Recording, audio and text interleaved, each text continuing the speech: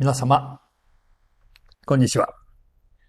古谷敏でございます。古谷敏の夢道 TV。それでは、今回のテーマ、非常に思い出が深いグリーンモンス編をおしゃべりしたいと思います。ジャガーさん。はい。アシスタントを務めさせていただきます、ライターの早川勝です。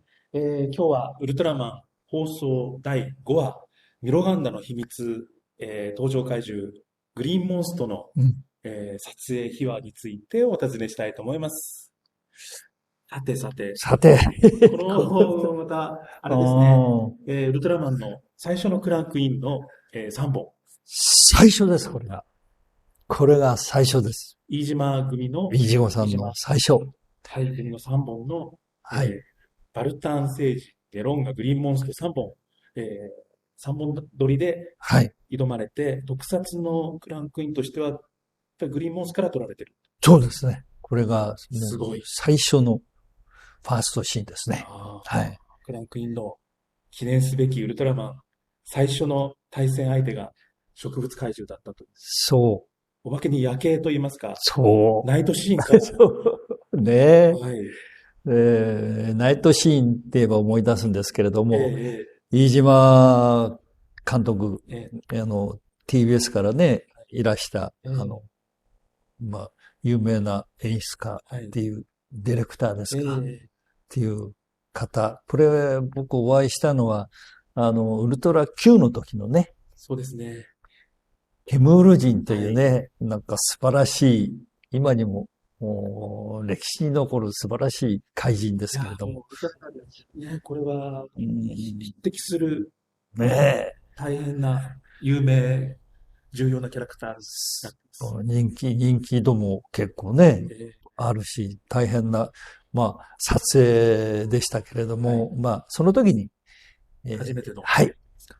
飯島監督とお会いしてね、東宝の古谷ですっていう挨拶をして、飯島さんは TBS の飯島ですっていうお話。それからなんですね。はい。やっぱりこの TBS の空想特撮シリーズ、ウルトラ Q ウルトラマンっていうのは、あれですね、いろいろ紆余曲折、ウルトラ Q のスタートもあったわけですけれども、そうですね。その方向性を作ったのが、途中で参加されて、放送第一話を、ゴメスを倒せを作られた一部。はい。で、ウルトラマンでもやはり、そういった。そうですね。はい。だから、期待の星なんでしょうね。TBS としてはね。そうですね。シリーズの、なんていうんですかね。その、パイロットといいますか、パイロット版的なものは、飯島さんにお願いするという。ウルトラ Q の途中でパイロット作るみたいな不思議なことでそうそう。これは、ウルトラマンに関しては、最初から3本の、そうですね。形を作るという大事な使命を持って、B さんとこう、組まれる。そんなね、ことがありまして、本編なんですけれども、撮影はしてたんですよね、もうね。で、飯島さんはなぜか特撮の方に来て、要するに、高野カメラマンと、それから、円谷英二さんが、現場が大変なんで、友達である大英のね、的場さんという方を呼んで、で、的場さんが特撮、そうですね。はい。特撮監督ですか？特技監督。クレジットが、はい。途中でウルトラマン言い方が特殊技術に変わるんですけれども。技術ね。はい。ウルトラ Q ウルトラマン初期の時は、頃は特技監督という名前を、はい、クレジットで皆さんお与えになってますね。現場の特撮の責任者ですよね。そうですね。一番。ですから、東宝スタイルで、そうですよね。本田監督、円谷英二監督。そういうことですよね。両雄と言いますかね。はい。そういう形が、要するに、的場さんと、飯島さんと、高野カメラマン。その当時はまだ高野カメラマンですからね。その3人で打ち合わせしながらやるという、そういう方向だったんでしょうね。そのはずですね。はい。こう、皆さんから伝え聞くところでは。そうですね。だから、飯島さんも、特撮はわかんないけれども、本編から特撮に移動してきて、現場を視察、方々、自分で見たんでしょうね。本当に三本持ちっていうのもイレギュラーですし、そうですよね。クレジットではもちろん、鈴監督は、的場徹さんになってるんですけれども、実質の現場では、金さんのそうなんですよ。これはね、飯島さんが仕切ってたような感じでしたね。ドラマじゃないんで、特撮なんだけど、飯島さんが一応、高野監督と的場さんと相談しながら作ってたって。だから、的場さんは、要するに、外から来たから遠慮してたんですかね。そういう意味では。でもまあ、ウルトラ Q で、ガラモンの回とかですね。ねえ。はい、印象的な、まあ、ゴルゴスの回もそうですし、はい、特撮も担当されてますから。そうですよね。ですからまあ、もちろん、ウルトラ Q の時は怪獣が主役で、はい、怪獣をいかに、そうやってまあ、撲滅と言いますかね、退治していくかという。それがウルトラマンになってきますと、ウルトラマンとの怪獣とのそうなんですよね。戦いっていうのが、そうですね。アクションになってきたんだから。ここで、的場さんの、あまりまあ、インさんからのお話を伺うと、そういった対決を、そうやってつける、立ち回りを演出するというのに、的場さんがちょっと不慣れたというか、なんていうんですか。いや、もう頭から的場さんは、要するに、特撮の監督なんで、盾をつけるね、人じゃないよと。僕は盾師じゃないよという。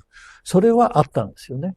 そのご記憶が。それはあります。それを、的場さんはちゃんと言ってましたんで。まあ、それはその通りですよね。ただ、たまたまウルトラマンは、ね、盾師がいないで始めた現場ですからね。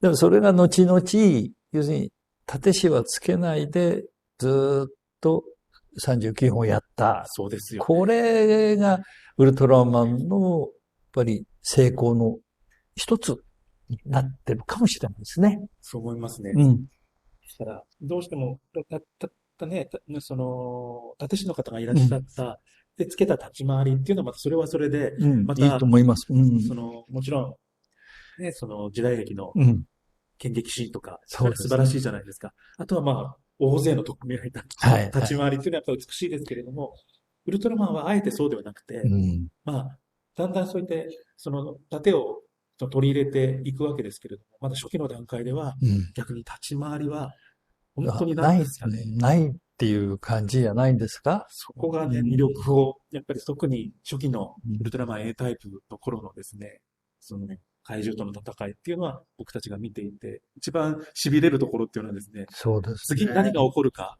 ウルトラマンにも分かってない感じ、どうしても立ち回りで、段取りではない、この戦いの、そういう醍醐味っていう感じるんです。そうです、そうです。円谷英二さんがね、東宝でゴジラとかモスラとかいろんなの撮ってますけど、盾師はいなかったみたいですからね。中島春夫さんが、おい、これやってこうやってっていうなんか、円谷英二さんが指示したみたいですからね。だから、そういう意味では、ウルトラマンも、頭からそういう盾師っていうのはもう頭になかったんじゃない。そんな感じを受けましたね。僕としてはもう、本来は盾師がいた方がやりやすいんでしょうね。演技者としてはね。そうですね。俳優としては。はい。リハーサルができますしね。もう簡単にできるからね。僕は考えなくていいんですから、こう来たらこうやれよ。ね、1、2、3でぶてよとかね、蹴ろよとかっていう、そういう指示を僕は受ければ、すごい楽だと思うんですけど。ただ、精神的なものは、盾の中に入ってこれないですね。やっぱり、ウルトラマンが悩んでやっつけるとか、そういう形は盾師にはできないでしょうね。やっぱり演技者じゃないとできない。だからそれで、やっぱり僕は自由にやらせてもらったんで、よかったのかな、と思いますね、今は。